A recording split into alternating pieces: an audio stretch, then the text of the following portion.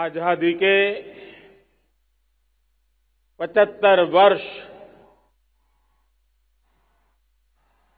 पूर्ण होने पर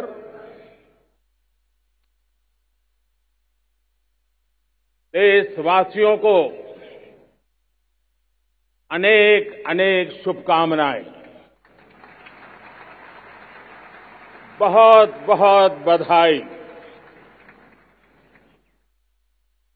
न सिर्फ हिंदुस्तान का हर कोना,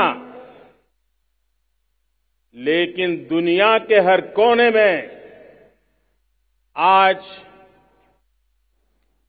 किसी न किसी रूप में भारतीयों के द्वारा या भारत के प्रति अपार प्रेम रखने वालों के द्वारा विश्व के हर कोने में यह हमारा तिरंगा आन बान शान के साथ लहरा रहा है। मैं विश्व भर में फैले हुए भारत प्रेमियों को, भारतीयों को आजादी के इस अमृत महोत्सव की बहुत बहुत बधाई देता हूं। आज का ये दिवस ऐतिहासिक दिवस है। एक पुण्य पड़ाव, एक नई राह, एक नए संकल्प और नए सामर्थ्य के साथ कदम बढ़ाने का ये शुभ अवसर है।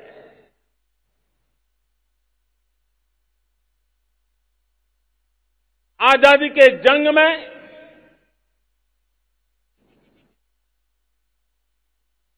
गुलामी का पूरा कालखंड संघर्ष में बीता है। हिंदुस्तान का कोई कोना ऐसा नहीं था, कोई काल ऐसा नहीं था जब देशवासियों ने सैकड़ों सालों तक गुलामी के खिलाफ जंग न किया हो, जीवन न खपाया हो, यातनाएं न झेली हो, आहुति न दी हो। आज हम सब देशवासियों के लिए ऐसे हर महापुरुष को, हर त्यागी को, हर बलिदानी को नमन करने का अवसर है, उनका ऋण स्वीकार करने का अवसर है और उनका स्मरण करते हुए उनके सपनों को जल्द से जल्द पूरा करने का संकल्प लेने का भी अवसर है।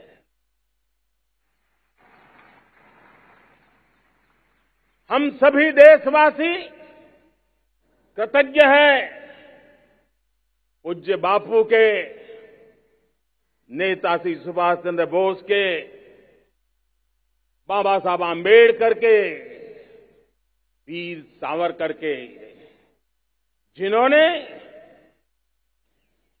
कर्तव्य पथ पर जीवन को खपा दिया। कर्तव्य पथ ही उनका जीवन पथ रहा। यह देश कृतज्ञ है मंगल पांडे, तात्या टोपे, भगत सिंह, सुखदेव, राजगुरु, चंद्रशेखर आजाद, अशफाक उल्लाह खां, राम प्रसाद बिस्मिल, अनगिनत ऐसे हमारे क्रांतिवीरों ने अंग्रेजों की हुकूमत की नींव हिला दी थी।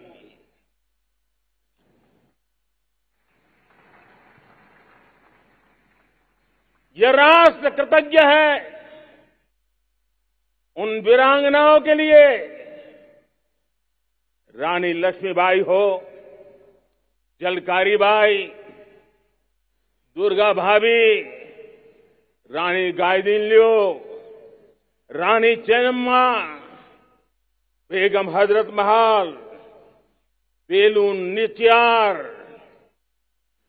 भारत की नारी शक्ति क्या होती है, भारत की नारी शक्ति का संकल्प क्या होता है, भारत की नारी त्याग और बलिदान की क्या पराकाष्ठा कर सकती है, वैसी अनगिनत वीरांगनाओं का स्मरण करते हुए हर हिंदुस्तानी गर्व से भर जाता है।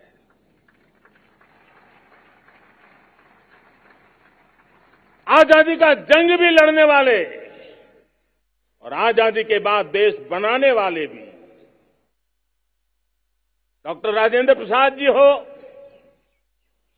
नेहरू जी हो, सरदार वल्लभ भाई पटेल, श्यामा प्रसाद मुखर्जी, लाल बहादुर शास्त्री, दीनदयाल उपाध्याय, जयप्रकाश नारायण, राम मनोहर लोहिया, आचार्य विनोबा भावे, नानाजी देशमुख, सुब्रमण्यम भारती, अनगिनत ऐसे महापुरुषों को आज नमन करने का अवसर है।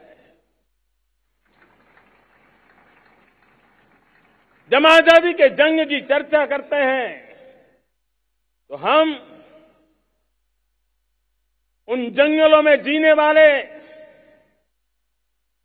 हमारे आदिवासी समाज का भी गौरव करना हम नहीं भूल सकते हैं। भगवान बिरसा मुंडा, सिद्धो कान्हू, अल्लूरी सीताराम राजू, गोविंद गुरु, अनगिनत नाम है जिन्होंने आजादी के आंदोलन की आवाज बन करके दूर सुदूर जंगलों में भी मेरे आदिवासी भाई बहनों में, माताओं में, युवकों में मातृभूमि के लिए जीने मरने की प्रेरणा जगाई। ये देश का सौभाग्य रहा है कि आजादी के जंग के कई रूप रहे हैं और उसमें एक रूप वो भी था जिसमें नारायण गुरु हो, स्वामी विवेकानंद हो, महर्षि अरविंदो हो, गुरुदेव रविंद्रनाथ टैगोर हो, ऐसे अनेक महापुरुष हिंदुस्तान के हर कोने में, हर कान में भारत की चेतना को जगाते रहे, भारत को चेतनवंत बनाते रहे। अमृत महोत्सव के दौरान देश ने पूरे एक साल से हम देख रहे हैं, 2021 में दांडी यात्रा से प्रारंभ हुआ, स्मृति दिवस को संवारते हुए हिंदुस्तान के हर जिले में, हर कोने में देशवासियों ने आजादी के अमृत महोत्सव के लक्षावधि कार्यक्रम किए हैं। शायद इतिहास में इतना विशाल, व्यापक, लंबा एक ही मकसद का उत्सव मनाया गया हो, वो शायद ये पहली घटना हुई होगी।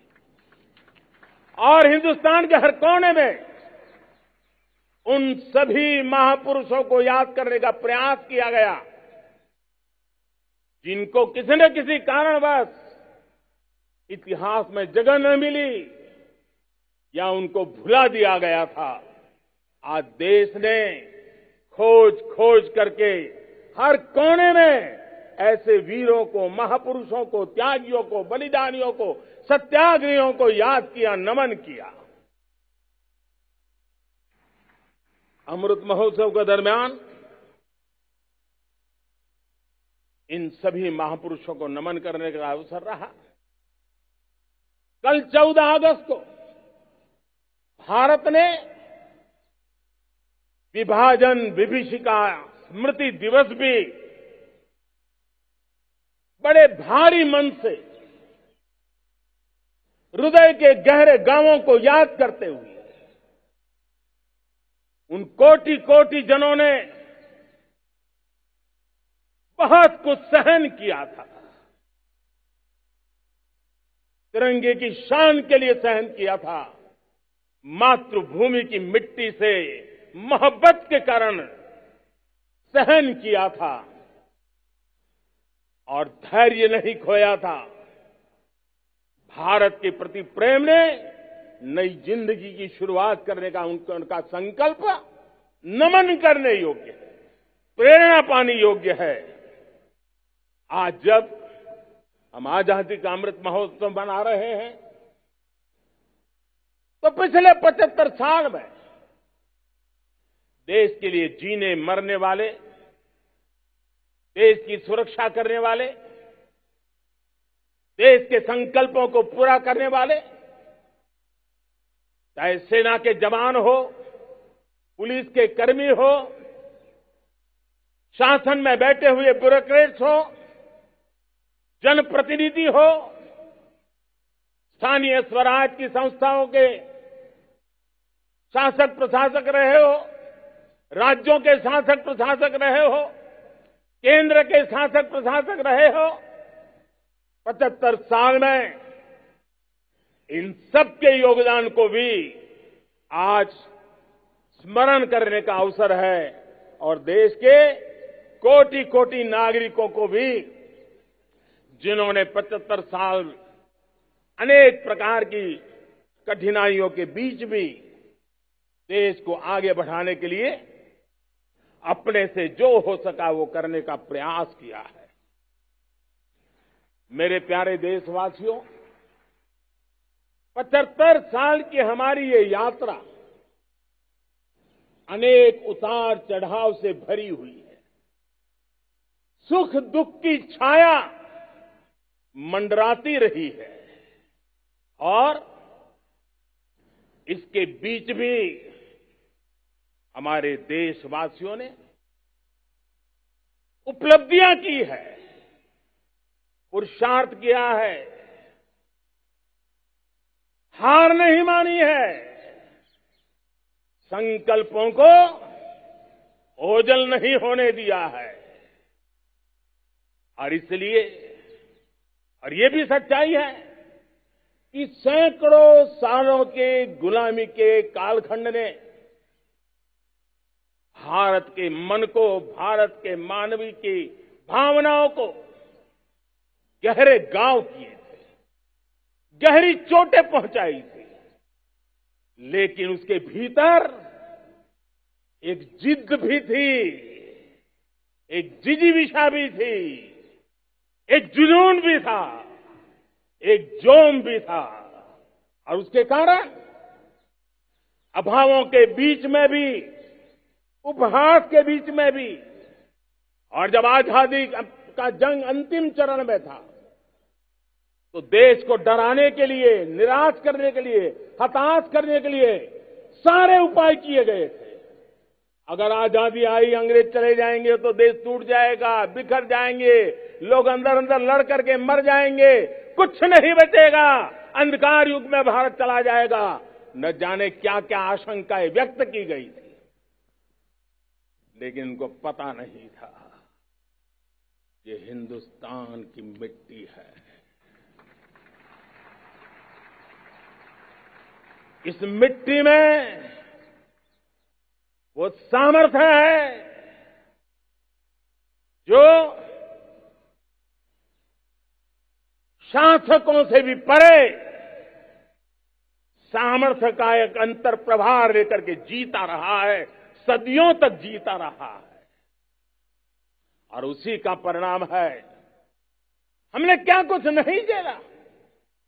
कभी अन्न का संकट झेला, कभी युद्ध के शिकार हो गए, आतंकवाद ने डगर डगर चुनौतियां पैदा की, निर्दोष नागरिकों को मौत के घाट उतार दिया गया, छद्म युद्ध चलते रहे, प्राकृतिक आपदाएं आती रही, सफलता विफलता, आशा निराशा, न जाने कितने पड़ाव आए हैं, लेकिन इन पड़ाव के बीच भी भारत आगे बढ़ता रहा। भारत की विविधता, जो औरों को भारत के लिए बोझ लगती थी, वो भारत की विविधता ही भारत की एक अनमोल शक्ति है, शक्ति का एक अटूट प्रवाह है। और दुनिया को पता नहीं था कि भारत के पास एक इनहेरेंट सामर्थ्य है, एक संस्कार सरिता है, एक मन मस्तिष्क का विचारों का बंधन है, और वो है भारत लोकतंत्र की जननी है, मदर ऑफ डेमोक्रेसी है। और जिनके जहन में लोकतंत्र होता है, वे जब संकल्प करके चल पड़ते हैं, वो सामर्थ्य दुनिया की बड़ी बड़ी सल्तनतों के लिए भी संकट का काल लेकर के आती है। ये मदर ऑफ डेमोक्रेसी, ये लोकतंत्र की जननी हमारे भारत ने सिद्ध कर दिया कि हमारे पास ये एक अनमोल सामर्थ्य है। मेरे प्यारे देशवासियों, 75 साल की यात्रा में आशाएं, अपेक्षाएं, उतार चढ़ाव, सब कुछ के बीच में हर एक के प्रयास से हम जहां तक पहुंच पाए थे, पहुंचे थे। और 2014 में देशवासियों ने मुझे दायित्व दिया। आजादी के बाद जन्मा हुआ मैं पहला व्यक्ति था जिसको लाल किले से देशवासियों का गौरवगान करने का अवसर मिला था।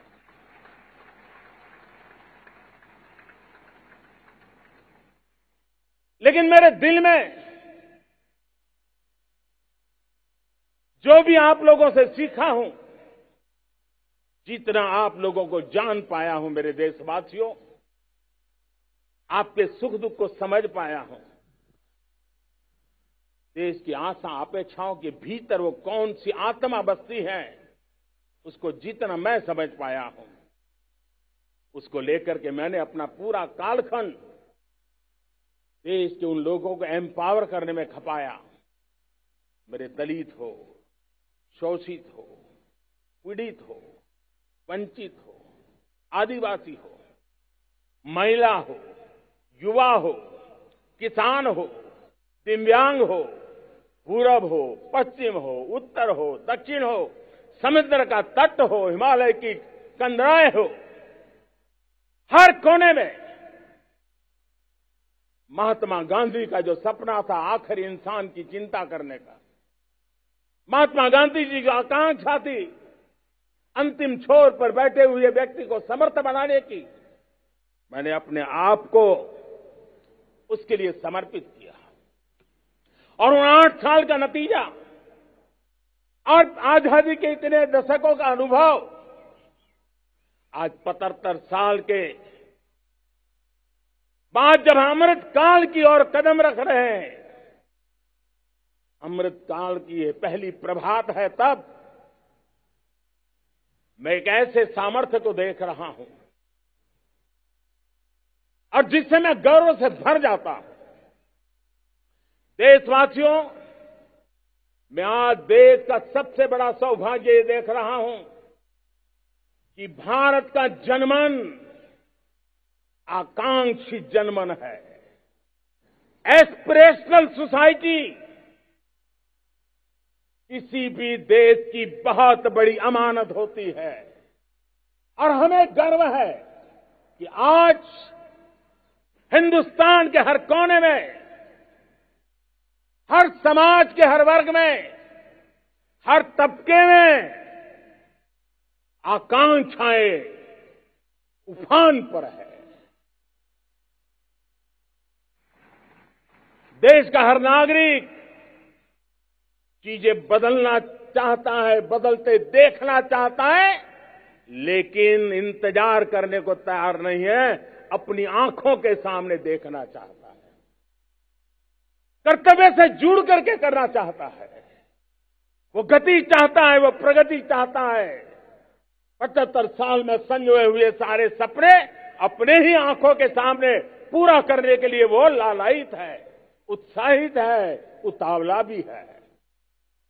कुछ लोगों को इसके कारण संकट हो सकता है, क्योंकि जब एस्पिरेशनल सोसाइटी होती है तब सरकारों को भी तलवार की धार पे चलना पड़ता है, सरकारों को भी समय के साथ दौड़ना पड़ता है। और मुझे विश्वास है, चाहे केंद्र सरकार हो, राज्य सरकार हो, स्थानीय स्वराज की संस्थाएं हो, किसी भी प्रकार की शासन व्यवस्था क्यों न हो, हर किसी को इन एस्पिरेशनल सोसाइटी को एड्रेस करना पड़ेगा। उनकी आकांक्षाओं के लिए हम ज्यादा इंतजार नहीं कर सकते। हमारे इस एस्पिरेशनल सोसाइटी ने लंबे अरसे तक इंतजार किया है, लेकिन अब वो अपनी आने वाली पीढ़ी को इंतजार में जीने के लिए मजबूर करने को तैयार नहीं है। और इसलिए ये अमृत काल का पहली प्रभात हमें उस एस्पिरेशनल सोसाइटी की आकांक्षाओं को पूरा करने के लिए एक बहुत बड़ा सुनहरा अवसर देकर के आई है। मेरे प्यारे देशवासियों, हमने पिछले दिनों देखा है, एक और ताकत का हमने अनुभव किया है, और वो है भारत में एक सामूहिक चेतना का पुनर्जागरण हुआ है। एक सामूहिक चेतना का पुनर्जागरण।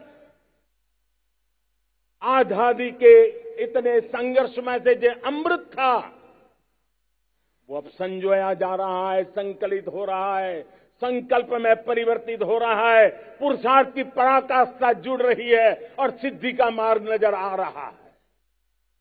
ये चेतना, मैं समझता हूं कि चेतना का जागरण, ये पुनर्जागरण, ये हमारी सबसे बड़ी अमानत है। और ये पुनर्जागरण देखिए,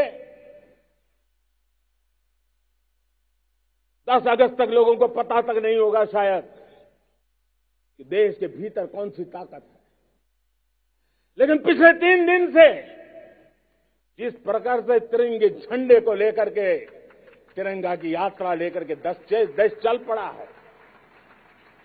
बड़े बड़े सोशल साइंस के एक्सपर्ट्स वे भी शायद कल्पना नहीं कर सकते कि मेरे भीतर के अंदर कितने, मेरे देश के भीतर कितना बड़ा सामर्थ्य है, एक तिरंगे झंडे ने दिखा दिया है।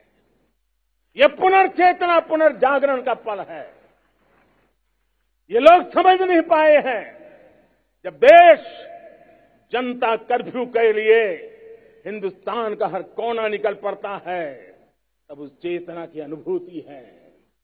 जब देश ताली थाली बजा करके कोरोना वॉरियर के साथ कंधे से कंधा मिला करके खड़ा हो जाता है, तब चेतना की अनुभूति होती है। जब दिया जला करके कोरोना वॉरियर की शुभकामना देने के लिए देश निकल पड़ता है, तब उस चेतना की अनुभूति होती है। दुनिया कोरोना के कालखंड में वैक्सीन लेना या न लेना, वैक्सीन काम का है कि नहीं है, उस उलझन में जी रहा था।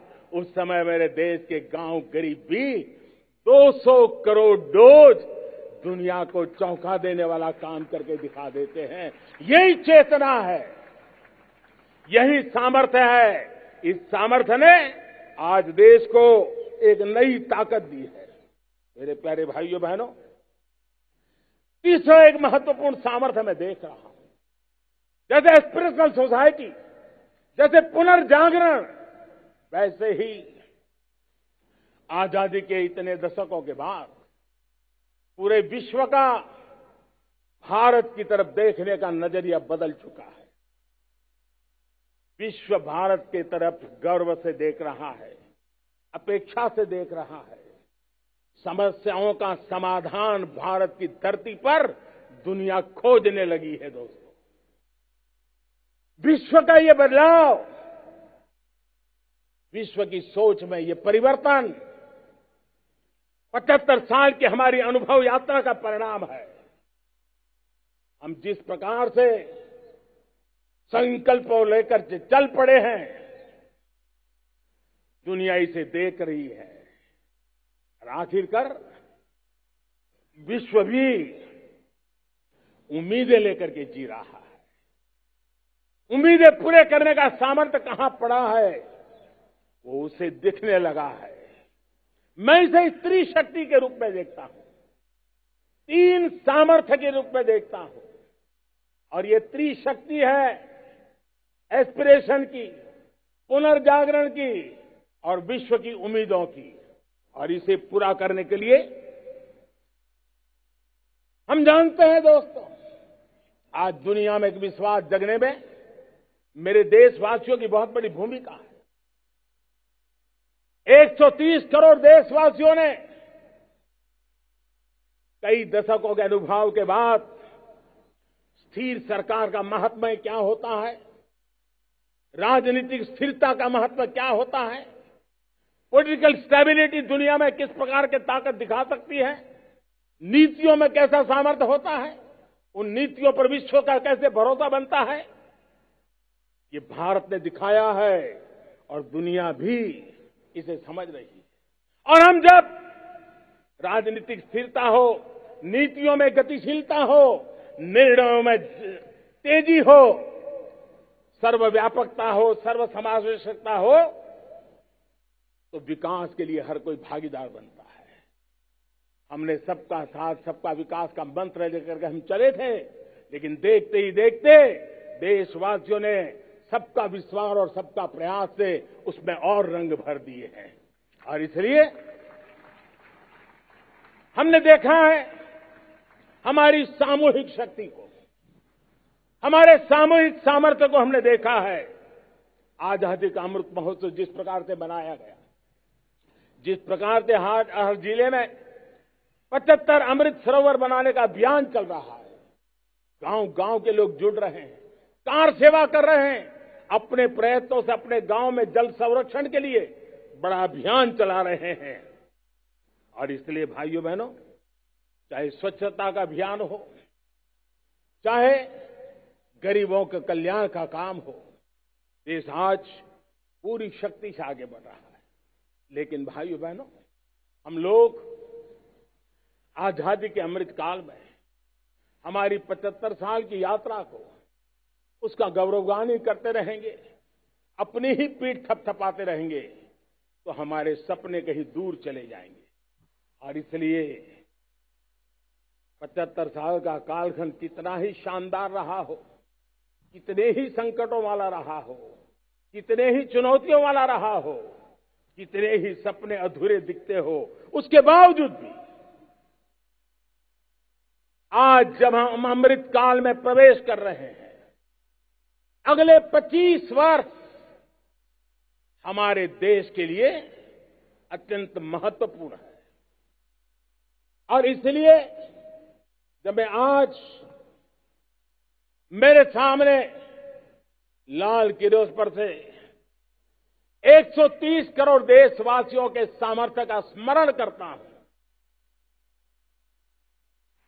उनके सपनों को देखता हूं, उनके संकल्पों की अनुभूति करता हूं, तो साथियों मुझे लगता है आने वाले 25 साल के लिए हमें उस 5 पंच प्राण पर अपनी शक्ति को केंद्रित करनी होगी, अपने संकल्पों को केंद्रित करना होगा, अपने सामर्थ्य को केंद्रित करना होगा।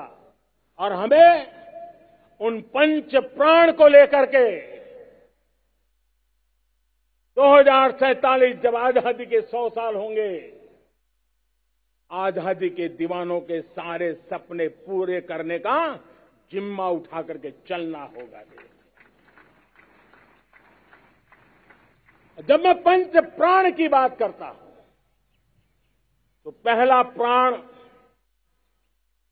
अब देश बड़े संकल्प लेकर के ही चलेगा। बहुत बड़े संकल्प लेकर के चलना होगा और वो बड़ा संकल्प है विकसित भारत। अब उससे कुछ कम नहीं होना चाहिए। बड़ा संकल्प। दूसरा प्राण है किसी भी कोने में हमारे मन के भीतर, हमारे आदतों के भीतर गुलामी का एक भी अंश अगर भी अभी भी है तो उसको किसी भी हालत में बचने नहीं देना। अब 100% सैकड़ों साल की गुलामी ने जहां हमें जकड़ कर रखा है, हमारे मनोभाव को बांध करके रखा हुआ है, हमारी सोच में विकृतियां पैदा करके रखी है, हमें गुलामी की छोटी सी छोटी चीज भी कहीं नजर आती है, हमारे भीतर नजर आती है, हमारे आसपास नजर आती है, हमें उससे मुक्ति पानी ही होगी। ये हमारा दूसरी प्राण शक्ति है। तीसरी प्राण शक्ति, हमें हमारी विरासत पर गर्व होना चाहिए। हमारी विरासत के प्रति, क्योंकि यही विरासत है जिसने कभी भारत को स्वर्णिम काल दिया था, और यही विरासत है जो समय को अनुकूल परिवर्तन करने की आदत रखती है।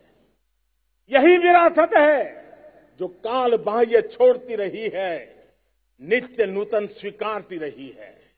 और इसलिए इस विरासत के प्रति हमें गर्व होना चाहिए। चौथा प्राण, वो भी उतना ही महत्वपूर्ण है, और वो है एकता और एकजुटता। 130 करोड़ देशवासियों में एकता, न कोई अपना न कोई पराया। एकता की ताकत एक भारत श्रेष्ठ भारत के सपनों के लिए हमारा चौथा प्राण है। और पांचवा प्राण है नागरिकों का कर्तव्य।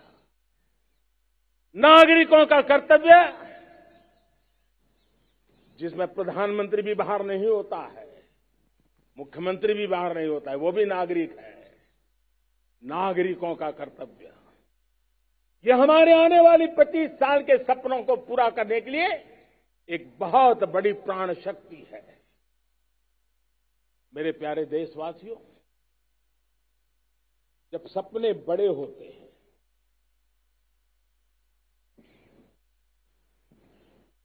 जब संकल्प बड़े होते हैं, तो पुरुषार्थ भी बहुत बड़ा होता है, शक्ति भी बहुत बड़ी मात्रा में जुट जाती है। अब कोई कल्पना कर सकता है कि देश 40-42 के कालखंड को याद कीजिए। देश उठ खड़ा हुआ था,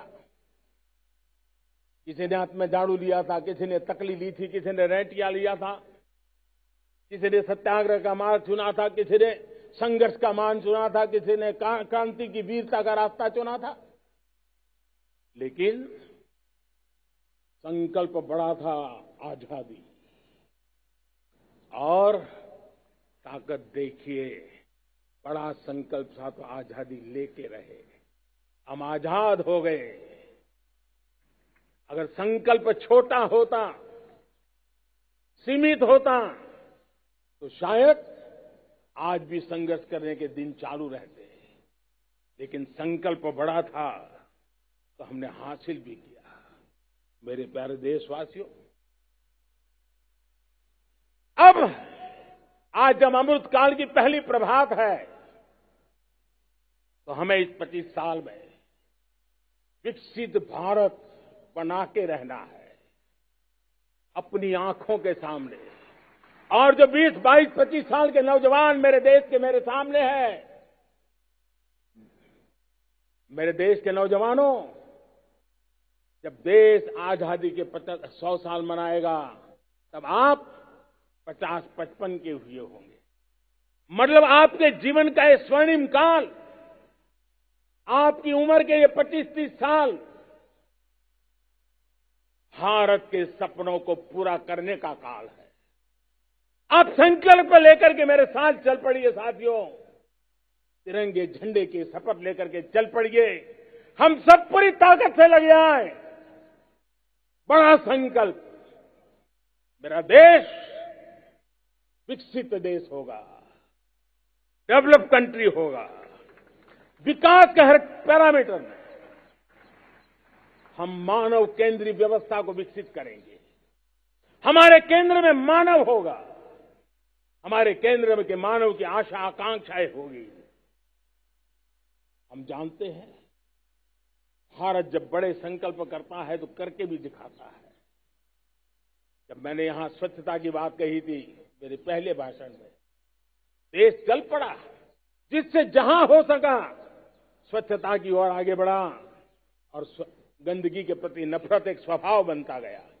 यही तो देश है जिसने इसको करके दिखाया है और कर भी रहा है, आगे भी कर रहा है। यही तो देश है जिसने वैक्सीनेशन, दुनिया दुविधा में थी, 200 करोड़ का लक्ष्य पार कर लिया, समय सीमा में कर लिया, पुराने सारे रिकॉर्ड तोड़ के कर लिया। ये देश कर सकता है। हमने तय किया था देश को खाड़ी के तेल पर हम गुजारा करते हैं, झाड़ी के तेल की ओर कैसे बढ़े। 10% इथेनॉल ब्लेंडिंग का सपना बड़ा लगता था, पुराना इतिहास बताता था संभव नहीं है, लेकिन समय से पहले 10% इथेनॉल ब्लेंडिंग करके देश ने इस सपने को पूरा कर दिया। भाइयों बहनों, 2.5 करोड़ लोगों को इतने कम समय में बिजली कनेक्शन पहुंचाना छोटा काम नहीं था, देश ने करके दिखाया। लाखों परिवारों के घर में जल से नल, नल से जल, नल से जल पहुंचाने का काम आज देश तेज गति से कर रहा है। खुले में शौच से मुक्ति भारत के अंदर आज संभव हो पाया है। मेरे प्यारे देशवासियों, अनुभव कहता है कि एक बार हम सब संकल्प लेकर के चल पड़े तो हम निर्धारित लक्ष्यों को पार कर सकते हैं। रिन्यूएबल एनर्जी का लक्ष्य हो, देश में नए मेडिकल कॉलेज बनाने का इरादा हो, डॉक्टरों की तैयारी करवानी हो, हर क्षेत्र में पहले से गति बहुत बड़ी है। और इसलिए मैं कहता हूं, अब आने वाले 25 साल बड़े संकल्प के हो। यही हमारा प्राण, वही हमारा प्रण भी होना चाहिए। दूसरी बात मैंने कही है, उस प्राण शक्ति की मैंने चर्चा की है कि गुलामी की मानसिकता। देश की सोचिए भाइयों, कब तक दुनिया हमें सर्टिफिकेट बांटती रहेगी? कब तक दुनिया के सर्टिफिकेट पर हम गुजारा करेंगे? क्या हम अपने मानक नहीं बनाएंगे? क्या 130 करोड़ का देश अपने मानकों को पार करने के लिए पुरुषार्थ नहीं कर सकता है? हमें किसी भी हालत में औरों के जैसा दिखने की कोशिश करने की जरूरत नहीं है। हम जैसे हैं वैसे, लेकिन सामर्थ्य के साथ खड़े होंगे, ये हमारा मिजाज होना चाहिए। हमें गुलामी से मुक्ति चाहिए। हमारे मन के भीतर दूर दूर 7 समंदर के नीचे भी गुलामी का तत्व नहीं बच रहना चाहिए। और मैं आशा देखता हूं, जिस प्रकार से नई राष्ट्रीय शिक्षा नीति बनी है, जिस मंथन के साथ बनी है, कोटि कोटि लोगों के विचार प्रवाह को संकलित करते हुए बनी है, और भारत की धरती की जमीन से जुड़ी हुई शिक्षा नीति बनी है। रसखस हमारी धरती के मिले हैं। हमने जो कौशल्य पर बल दिया है, ये एक ऐसा सामर्थ्य है जो हमें गुलामी से मुक्ति की ताकत देगा। हमने देखा है कभी कभी तो हमारी टैलेंट भाषा के बंधनों में बन जाती है। ये गुलामी की मानसिकता का परिणाम है। हमें हमारे देश की हर भाषा पे गर्व होना चाहिए। वो हमें भाषा आती हो या ना आती हो, लेकिन मेरे देश की भाषा है, मेरे पूर्वजों ने दुनिया को दी हुई ये भेंट सौगात है, हमें गर्व होना चाहिए। मेरे साथियों, आज डिजिटल इंडिया का रूप हम देख रहे हैं, स्टार्टअप देख रहे हैं। कौन लोग हैं? ये वो टैलेंट है जो टियर 2, टियर 3 सिटी में किसी गांव गरीब के परिवार में बसे हुए लोग हैं। ये हमारे नौजवान हैं जो आज नई नई खोज के साथ दुनिया के सामने आ रहे हैं। गुलामी की मानसिकता हमें उसे तिलांजलि देनी पड़ेगी, अपने सामर्थ्य पर भरोसा करना होगा। दूसरी एक बात जो मैंने कही, तीसरी मेरी प्राण शक्ति की बात है, वो है हमारी विरासत पर हमें गर्व होना चाहिए। जब हम अपनी धरती से जुड़ेंगे, जब हम अपनी धरती से जुड़ेंगे, तभी तो ऊंचा उड़ेंगे।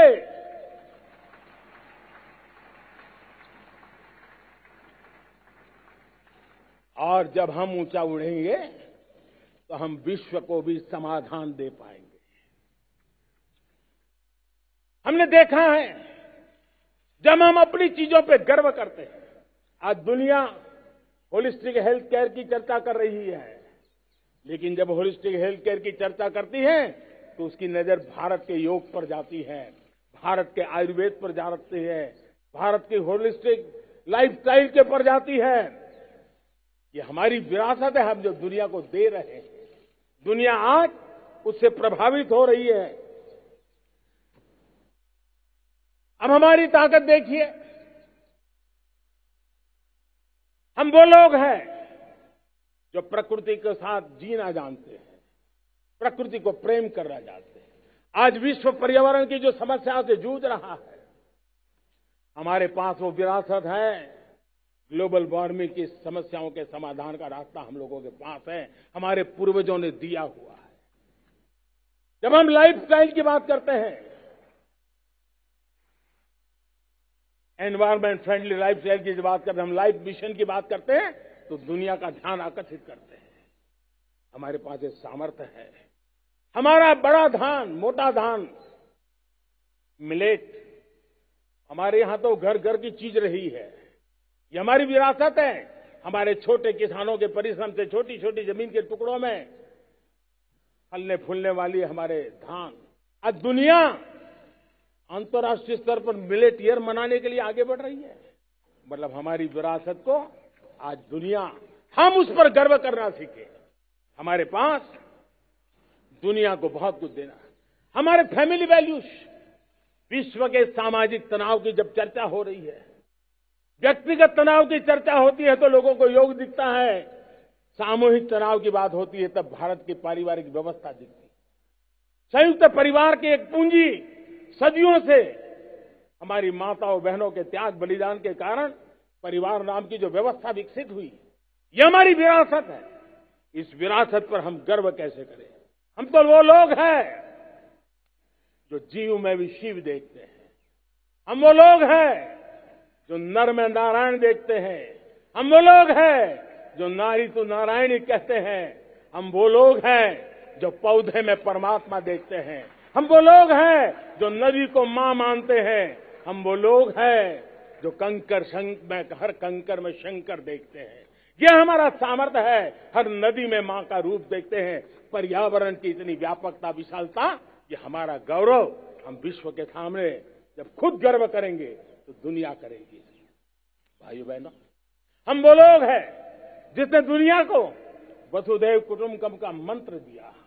हम वो लोग हैं जो दुनिया को कहते हैं एकम सत विप्रहा वदंती, आज जो होलियर देन दाऊ का जो संकट चल रहा है, तुझसे बड़ा मैं हूं, ये जो तनाव का कारण बना हुआ है, दुनिया को एकम सत विप्रादा बहुधा वदंती का ज्ञान देने वाली विरासत हमारे पास है। जो कहते हैं सत्य एक है, जानकार लोग उसको अलग अलग तरीके से कहते हैं, ये गौरव हमारा है।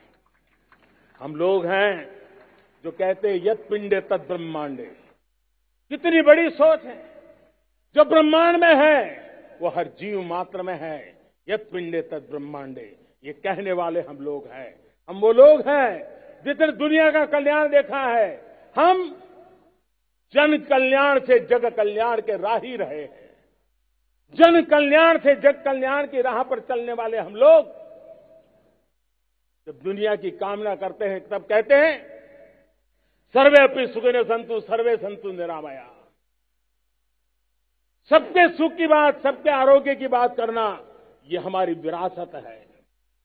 और इसलिए हम बड़ी शान के साथ हमारी इस विरासत का गर्व करना सीखें। ये प्राण शक्ति है हमारी, जो हमें 25 साल के सपनों पूरा करने के लिए जरूरी है। उसी प्रकार से मेरे प्यारे देशवासियों, एक और महत्वपूर्ण विषय है एकता, एकजुटता। इतने बड़े देश को, उसकी विविधता को हमें सेलिब्रेट करना है। इतने पंथ, परंपराएं, ये हमारे आन बान शान है। कोई नीचा नहीं, कोई ऊंचा नहीं है, सब बराबर है। कोई मेरा नहीं, कोई पराया नहीं, सब अपने हैं। ये भाव एकता के लिए बहुत जरूरी है। घर में भी एकता की नींव तभी रखी जाती है जब बेटे बेटी एक समान हो। अगर बेटे बेटी एक समान नहीं होंगे तो एकता के मंत्र नहीं गूंज सकते हैं। जेंडर इक्वलिटी हमारी एकता के लिए पहली शर्त। जब हम एकता की बात करते हैं, अगर हमारे एक ही पैरामीटर हो, एक ही मानदंड हो, जिस मानदंड को हम कहें इंडिया फर्स्ट, मैं जो कुछ भी कर रहा हूं, जो भी सोच रहा हूं, जो बोल रहा हूं, इंडिया फर्स्ट के अनुकूल है, एकता का रास्ता खुल जाएगा। दोस्तों, हमें एकता से बांधने का वो मंत्र है, हमें इसको पकड़ना है। मुझे पूरा विश्वास है कि हम समाज के अंदर ऊंच नीच के भेदभावों से, मेरे तेरे के भेदभावों से हम सबकी पुजारी बने। श्रमेव जयते कहते हैं हम, श्रमिक का सम्मान, ये हमारा स्वभाव होना चाहिए। लेकिन भाइयों बहनों, मैं लाल किले से मेरी एक पीड़ा और कहना चाहता हूं। ये दर्द मैं कहे बिना नहीं रह सकता।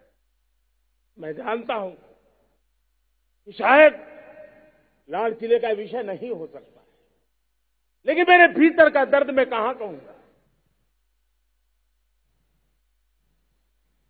देशवासियों के सामने नहीं कहूंगा तो कहां कहूंगा। और वो है, किसी न किसी कारण से हमारे अंदर एक ऐसी विकृति आई है, हमारी बोलचाल में, हमारे व्यवहार में, हमारे कुछ शब्दों में, हम नारी का अपमान करते हैं।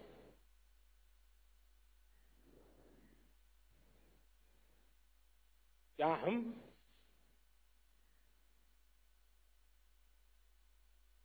स्वभाव से, संस्कार से, रोजमर्रा की जिंदगी में नारी को अपमानित करने वाली हर बात से मुक्ति का संकल्प ले सकते हैं?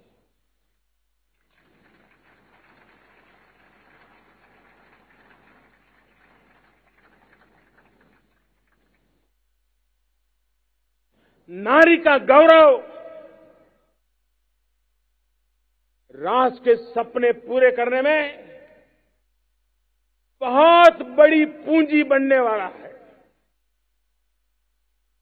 ये सामर्थ्य मैं देख रहा हूं और इसलिए मैं इस बात का आग्रही हूं। मेरे प्यारे देशवासियों, मैं 5वीं प्राण शक्ति की बात करता हूं और वो 5वीं प्राण शक्ति है नागरिक का कर्तव्य। दुनिया में जिन जिन देशों ने प्रगति की है, जिन जिन देशों ने कुछ अचीव किया है, व्यक्तिगत जीवन में भी जिसने अचीव किया है, कुछ बातें उभर करके सामने आती हैं। एक, अनुशासित जीवन। दूसरा, कर्तव्य के प्रति समर्पण। व्यक्ति की जीवन की सफलता हो, समाज की हो, परिवार की हो, राष्ट्र की हो, ये मूलभूत मार्ग है, ये मूलभूत प्राण शक्ति है। और इसलिए हमें कर्तव्य पर बल देना ही होगा। ये शासन का काम है कि बिजली 24 घंटे पहुंचाने के लिए प्रयास करे, लेकिन ये नागरिक का कर्तव्य है कि जितनी ज्यादा यूनिट बिजली बचा सकते बचाएं। हर खेत में पानी पहुंचाना सरकार की जिम्मेवारी है, सरकार का प्रयास है, लेकिन पर ड्रॉप मोर क्रॉप, पानी बचाते हुए आगे बढ़ना, मेरे हर खेत से आवाज उठनी चाहिए।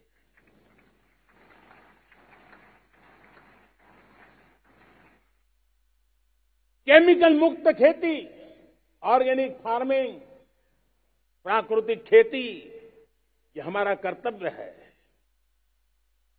साथियों, चाहे पुलिस हो या पीपल हो, शासक हो या प्रशासक हो, ये नागरिक कर्तव्य से कोई अछूता नहीं हो सकता है।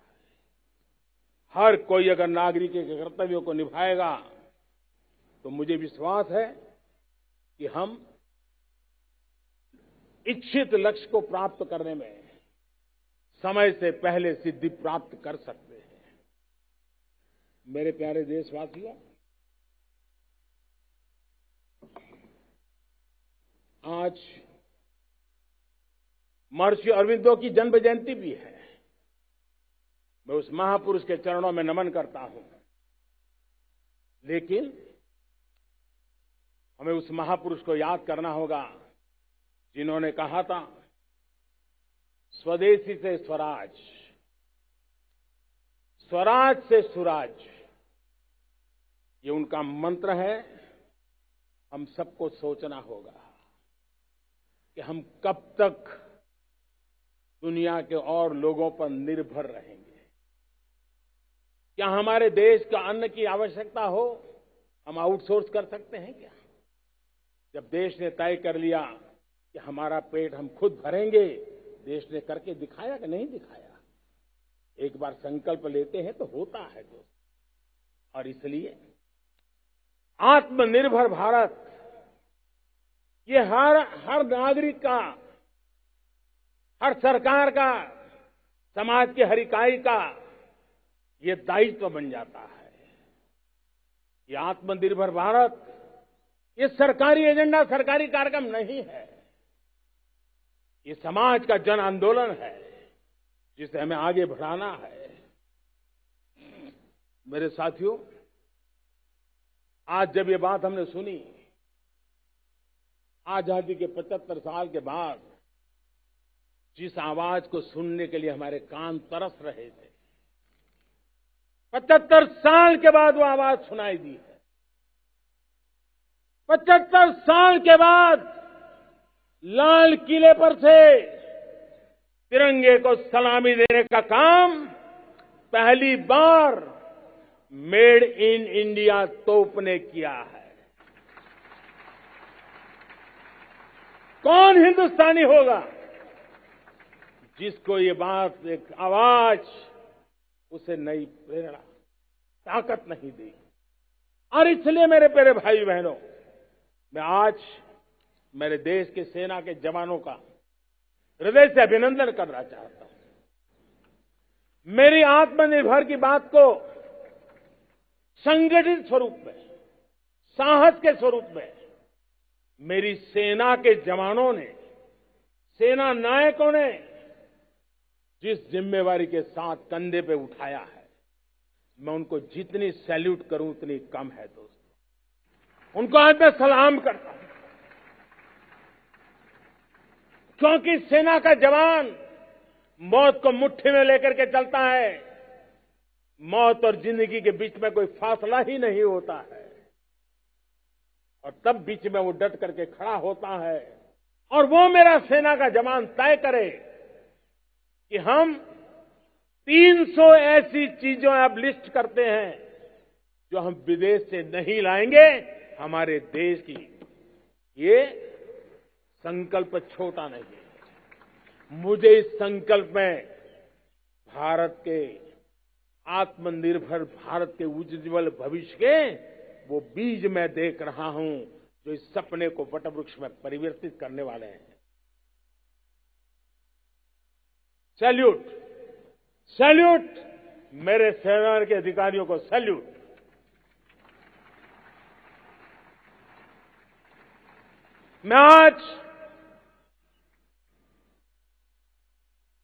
मैं मेरे छोटे छोटे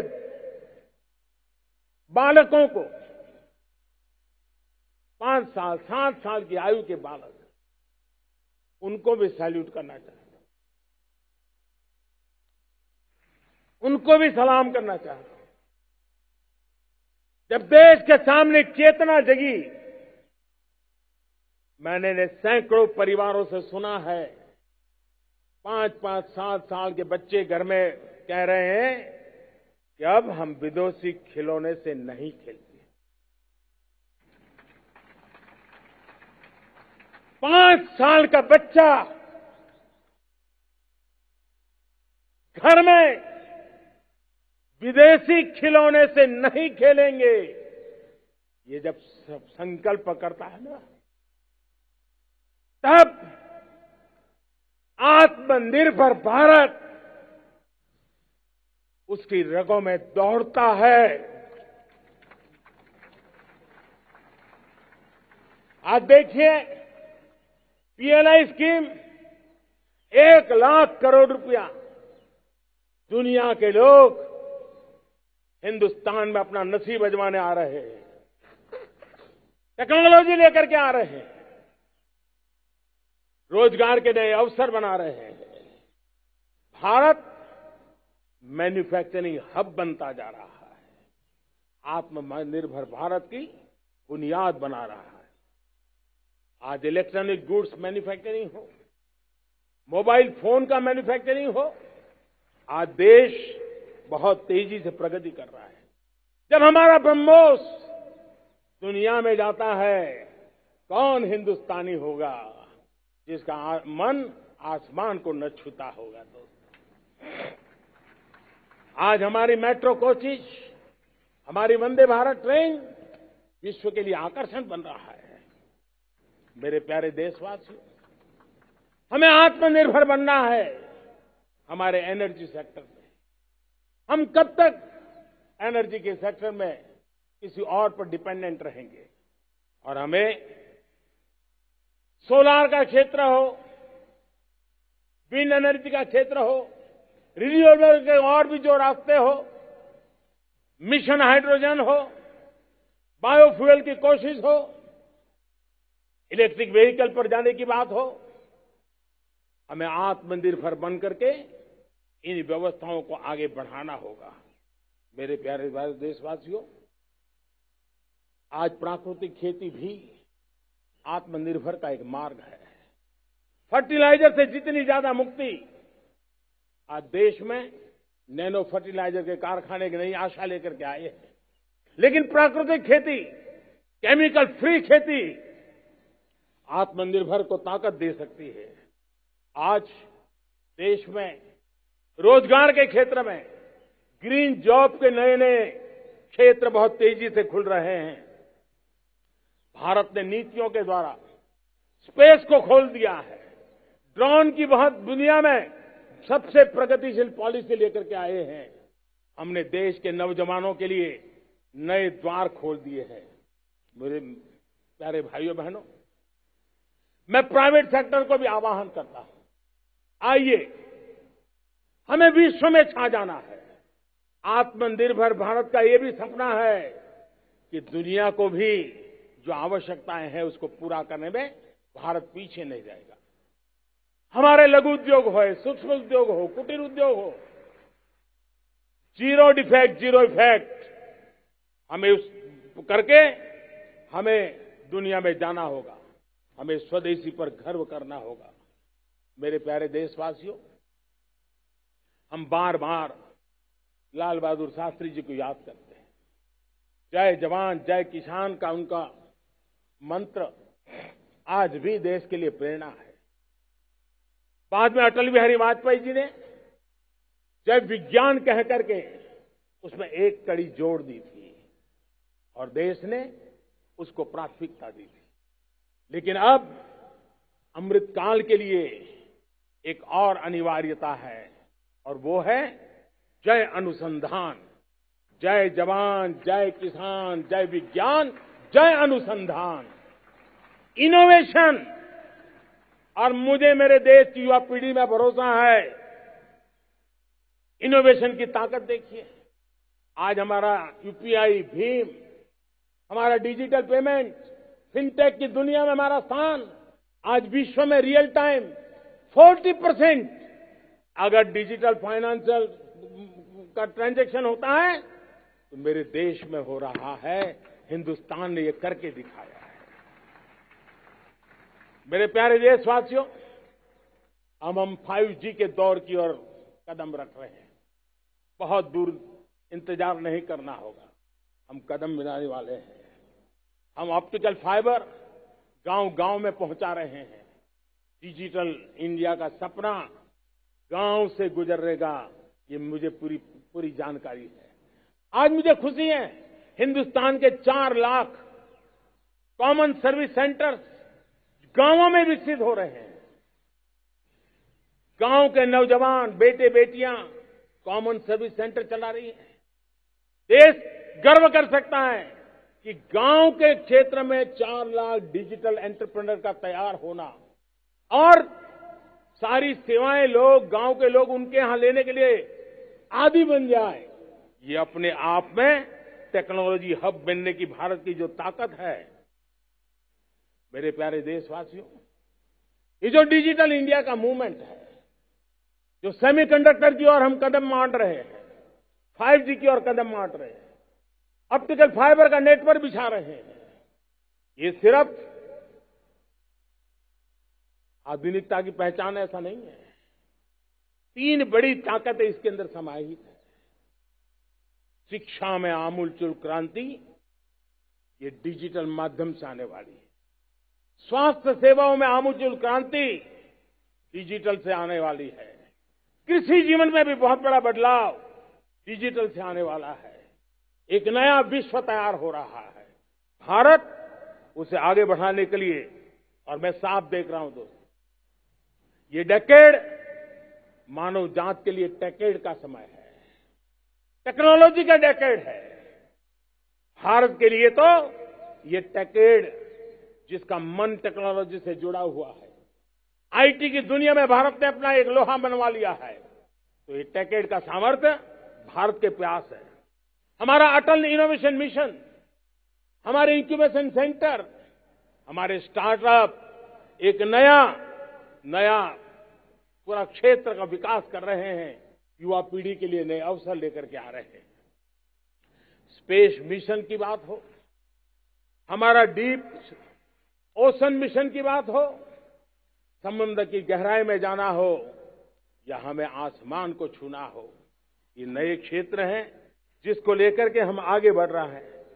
मेरे प्यारे देशवासियों, हम इस बात को न भूलें, और भारत ने सदियों से देखा हुआ है, जैसे देश में कुछ नमूना रूप कामों की जरूरत होती है, कुछ बड़ी बड़ी ऊंचाइयों की जरूरत होती है, लेकिन साथ साथ धरातल पर मजबूती बहुत आवश्यक होती है। भारत की आर्थिक विकास की संभावनाएं धरातल की मजबूती से जुड़ी हुई, और इसलिए हमारे छोटे किसान, उनका सामर्थ्य, हमारे छोटे उद्यमी, उनका सामर्थ्य, हमारे लघु उद्योग, कुटीर उद्योग, सूक्ष्म उद्योग, रेहड़ी पटरी वाले लोग, घरों में काम करने वाले लोग, ऑटो रिक्शा चलाने वाले लोग, बस सेवाएं देने वाले लोग, ये समाज का जो सबसे बड़ा तबका है, इसका सामर्थ्यवान होना भारत के सामर्थ्य की गारंटी है। और इसलिए हमारी आर्थिक विकास की ये जो मूलभूत जमीनी ताकत है, उस ताकत को सर्वाधिक बल देने की दिशा में हमारा प्रयास चल रहा है। मेरे प्यारे देशवासियों, हमारे पास 75 साल का अनुभव है। हमने 75 साल में कई सारी सिद्धियां भी प्राप्त की हैं। हमने 75 साल के अनुभव में नए सपने भी संजोए हैं, नए संकल्प भी लिए हैं। लेकिन अमृतकाल के लिए हमारे मानव संसाधन का ऑप्टिमम आउटकम कैसे हो, हमारी प्राकृतिक संपदा का ऑप्टिमम आउटकम कैसे हो, इस लक्ष्य को लेकर के हमें चलना है। और तब मैं पिछले कुछ सालों से अनुभव से कहना चाहता हूं, आपने देखा होगा आज अदालत के अंदर देखिए, हमारी वकील के क्षेत्र में काम करने वाले हमारी नारी शक्ति किस ताकत के साथ नजर आ रही है। आप ग्रामीण क्षेत्र में जनप्रतिनिधि के रूप में देखिए, हमारी नारी शक्ति किस मिजाज से, समर्पित भाव से अपनी गांवों की समस्याओं को सुलझाने में लगी हुई है। आज ज्ञान का क्षेत्र देख लीजिए, विज्ञान का क्षेत्र देख लीजिए, हमारे देश की नारी शक्ति सिरमौर नजर आ रही है। आज हम पुलिस में देखें, हमारी नारी शक्ति लोगों की सुरक्षा की जिम्मेवारी उठा रही है। हम जीवन के हर क्षेत्र में देखें, खेलकूद का मैदान देखें या युद्ध की भूमि देखें, भारत की नारी शक्ति एक नए सामर्थ्य, नए विश्वास के साथ आगे आ रही है।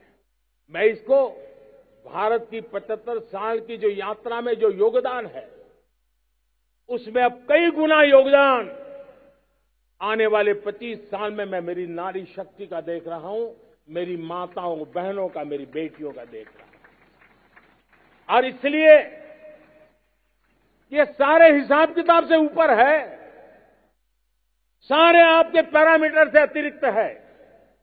हम इस पर जितना ध्यान देंगे, हम जितने ज्यादा अवसर हमारी बेटियों को देंगे, जितनी सुविधाएं हमारी बेटियों के लिए केंद्रित करेंगे, आप देखना वो हमें बहुत कुछ लौटा करके देगी। वो देश को इस ऊंचाई पर ले जाएगी। इस अमृत काल में जो सपने पूरे करने में जो मेहनत लगने वाली है, अगर हमारी नारी शक्ति की मेहनत जुड़ जाएगी, व्यापक रूप से जुड़ जाएगी, तो हमारी मेहनत कम होगी, हमारा समय सीमा भी कम हो जाएगी, हमारे सपने और तेजस्वी होंगे, और ओजस्वी होंगे, और दैदीप्यमान होंगे। और इसलिए आइए साथियों, हम जिम्मेवारियों को लेकर आगे बढ़े। मैं आज भारत के संविधान के निर्माताओं का भी धन्यवाद करना चाहता हूं, तो उन्होंने जो हमें फेडरल स्ट्रक्चर दिया है, उसके स्पिरिट को बनाते हुए, उसकी भावनाओं का आदर करते हुए हम कंधे से कंधा मिला करके इस अमृत काल में चलेंगे, तो सपने साकार होकर के रहेंगे। कार्यक्रम भिन्न हो सकते हैं, कार्यशैली भिन्न हो सकती है, लेकिन संकल्प भिन्न नहीं हो सकते। राष्ट्र के लिए सपने भिन्न नहीं हो सकते। आइए हम एक ऐसे युग के अंदर आगे बढ़े। मुझे याद है, जब मैं गुजरात का मुख्यमंत्री था, केंद्र में हमारे विचार की सरकार नहीं थी, लेकिन मेरे गुजरात में हर जगह पे मैं एक ही मंत्र लेके चलता था कि भारत के विकास के लिए गुजरात का विकास, भारत का विकास हम कहीं पर भी हो, हम सबके मन मस्तिष्क में रहना चाहिए। हमारे देश के कई राज्य हैं जिन्होंने देश को आगे बढ़ाने में बहुत भूमिका अदा की है, नेतृत्व किया है, कई क्षेत्रों में उदाहरण काम किए हैं। ये हमारे फेडरलिज्म को ताकत देते हैं। लेकिन आज समय की मांग है कि हमें कोऑपरेटिव फेडरलिज्म के साथ साथ कोऑपरेटिव कॉम्पिटिटिव फेडरलिज्म की जरूरत है। हमें विकास की स्पर्धा की जरूरत है। हर राज्य को लगना चाहिए वो राज्य आगे निकल गया, मैं इतनी मेहनत करूंगा, मैं आगे निकल जाऊंगा। उसने ये 10 अच्छे काम किए हैं, मैं 15 अच्छे काम करके दिखाऊंगा। उसने 3 साल में पूरा किया है, मैं 2 साल में करके दिखाऊंगा। हमारे राज्यों के बीच में, हमारी सर्विस, सरकार की सभी इकाइयों के बीच में वो स्पर्धा का वातावरण चाहिए जो हमें विकास की नई ऊंचाइयों पर ले जाने के लिए प्रयास करे। मेरे प्यारे देशवासियों, इस 25 वर्ष का अमृतकाल के लिए जब हम चर्चा करते हैं, तब मैं जानता हूं चुनौतियां अनेक हैं, मर्यादाएं अनेक हैं, मुसीबतें भी हैं, बहुत कुछ है। हम इसको कम नहीं आंकते हैं, रास्ते खोजते हैं, लगातार कोशिश कर रहे हैं। लेकिन 2 विषयों को तो मैं यहां आज चर्चा करना चाहता हूं। चर्चा अनेक विषयों पर हो सकती है, लेकिन मैं अभी समय की सीमा के कारण 2 विषयों पर चर्चा करता हूं। और मैं मानता हूं हमारे इन सारी चुनौतियों को कारण, विकृतियों के कारण, बीमारियों के कारण इस 25 साल का अमृतकाल, उस पर शायद अगर हमने समय रहते नहीं चेते, समय रहते समाधान नहीं किए, तो वो ये विकराल रूप ले सकते हैं। और इसलिए मैं सबकी चर्चा न करते हुए 2 पर जरूर चर्चा करना चाहता हूं। एक है भ्रष्टाचार, दूसरा है भाई भतीजावाद, परिवारवाद। भारत जैसे लोकतंत्र में जहां लोग गरीबी से जूझ रहे हैं, जब ये तरफ से देखते हैं कि एक तरफ वो लोग हैं जिनके पास रहने के लिए जगह नहीं है, दूसरी पार वो तरफ लोग हैं जिनको अपना चोरी किया हुआ माल रखने के लिए जगह नहीं है। ये स्थिति अच्छी नहीं है। और इसलिए हमें भ्रष्टाचार के खिलाफ पूरी ताकत से लड़ना है। पिछले 8 वर्षों में डायरेक्ट बेनिफिट ट्रांसफर के द्वारा, आधार, मोबाइल, इन सारे आधुनिक व्यवस्थाओं का उपयोग करते हुए 2 लाख करोड़ रुपए जो गलत हाथों में जाते थे, उसको बचा करके देश की भलाई के लिए काम लगाने में हम सफल हुए हैं। जो लोग पिछली सरकारों में बैंकों को लूट लूट करके भाग गए, उनकी संपत्तियां जब्त कर करके वापस लाने की कोशिश कर रहे हैं। कईयों को जेलों में जीने के लिए मजबूर करके रखा हुआ है। हमारी कोशिश है जिन्होंने देश को लूटा है उनको लौटाना पड़े, वो स्थिति हम पैदा करेंगे। भाइयों बहनों, अब भ्रष्टाचार के खिलाफ मैं साफ देख रहा हूं कि हम एक निर्णायक कालखंड में कदम रख रहे हैं। बड़े बड़े चमरबंदी भी बच नहीं पाएंगे। इस मिजाज के साथ भ्रष्टाचार के खिलाफ एक निर्णायक कालखंड में अब हिंदुस्तान कदम रख रहा है। और मैं लाल किले की प्राचीर से बड़ी जिम्मेवारी के साथ कह रहा हूं। और इसलिए भाइयों बहनों, भ्रष्टाचार दीमक की तरह देश को खोखला कर रहा है। मुझे इसके खिलाफ लड़ाई लड़नी है, लड़ाई को तेज करना है, निर्णायक मोड़ पे लेकर के ही जाना है। तब मेरे 130 करोड़ देशवासी, आप मुझे आशीर्वाद दीजिए, आप मेरा साथ दीजिए। मैं आज आपसे साथ मांगने आया, आपका सहयोग मांगने आया हूं, ताकि मैं इस लड़ाई को लड़ पाऊं, इस लड़ाई को देश जीत पाए और सामान्य नागरिक की जिंदगी भ्रष्टाचार ने तबाह करके रखी हुई है। मैं मेरे इन सामान्य नागरिक की जिंदगी को फिर से शान बान शान के लिए जीने के लिए रास्ता बनाना चाहता हूं। और इसलिए मेरे प्यारे देशवासियों, ये चिंता का विषय है कि आज देश में भ्रष्टाचार के प्रति नफरत तो दिखती है, व्यक्त भी होती हैं, लेकिन कभी कभी भ्रष्टाचारियों के प्रति उदारता बरती जाती है। किसी भी देश में ये शोभा नहीं देगा। और कई लोग तो इतनी बेशर्मी तक चले जाते हैं कि कोर्ट में सजा हो चुकी हो, भ्रष्टाचारी सिद्ध हो चुका हो, जेल जाना तय हो चुका हो, जेल गुजार रहे हो, उसके बावजूद भी उनका महिमा मंडन करने में लगे रहते हैं, उनकी शान शौकत में लगे रहते हैं, उनकी प्रतिष्ठा बनाने में लगे रहते हैं। अगर जब तक समाज में गंदगी के प्रति नफरत नहीं होती है, स्वच्छता की चेतना जगती नहीं है।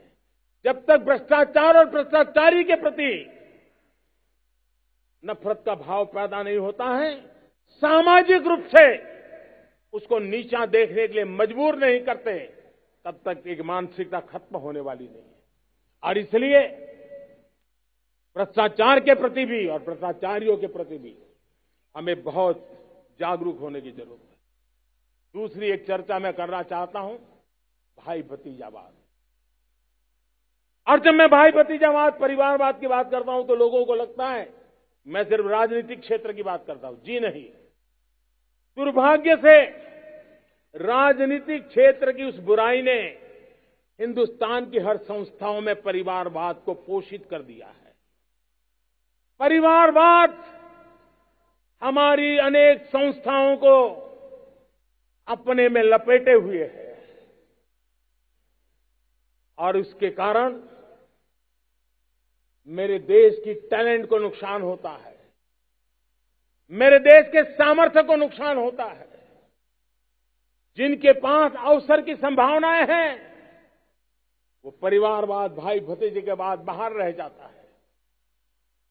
भ्रष्टाचार का भी कारण ये भी एक बन जाता है, ताकि उसका कोई भाई भतीजे के कार्य आसरा नहीं है तो लगता है चलो भाई कहीं से खरीद करके के जगह बना लूं।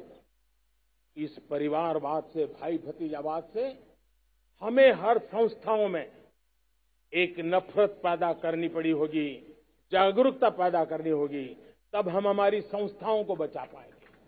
संस्थाओं के उज्जवल भविष्य के लिए बहुत आवश्यक है। उसी प्रकार से राजनीति में भी परिवारवाद ने देश के सामर्थ्य को सबसे सारा अन्याय किया है। परिवारवादी राजनीति परिवार की भलाई के लिए होती है, उसको देश की भलाई से कोई लेना देना नहीं होता है। और इसलिए लाल किले की प्राचीर से तिरंगे झंडे के आन बान शान के नीचे भारत के संविधान का स्मरण करते हुए मैं देशवासियों को खुले मन से कहना चाहता हूं, आइए हिंदुस्तान के राजनीति के शुद्धिकरण के लिए भी, हिंदुस्तान की सभी संस्थाओं के शुद्धिकरण के लिए भी हमें देश को इस परिवारवादी मानसिकता से मुक्ति दिला करके योग्यता के आधार पर देश को आगे ले जाने की ओर बढ़ना होगा। यह अनिवार्यता है,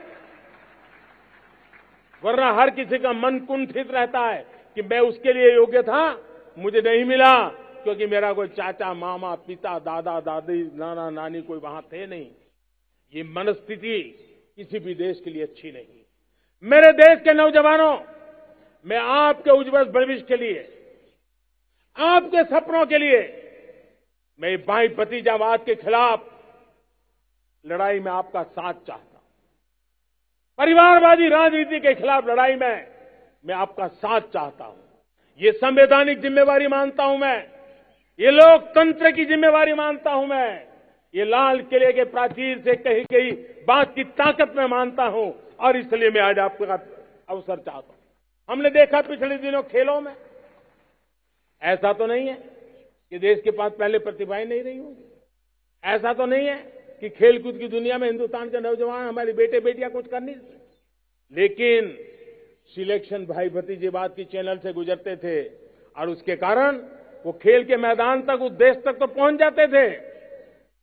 जीत हार से उन्हें लेना देना नहीं था, लेकिन जब ट्रांसपेरेंसी आई, योग्यता के आधार पर खिलाड़ियों का चयन होने लगा, पूर्ण पारदर्शिता से खेल के मैदान में सामर्थ्य का सम्मान होने लगा, आज देखिए दुनिया में खेल के मैदान में भारत का तिरंगा फहरता है, भारत का राष्ट्रगान गाया जाता है, गर्व होता है और परिवारवाद से मुक्ति होती है, भाई भतीजावाद से मुक्ति होती है, तो ये नतीजे आते हैं।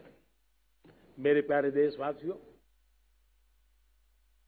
ये ठीक है, चुनौतियां बहुत हैं।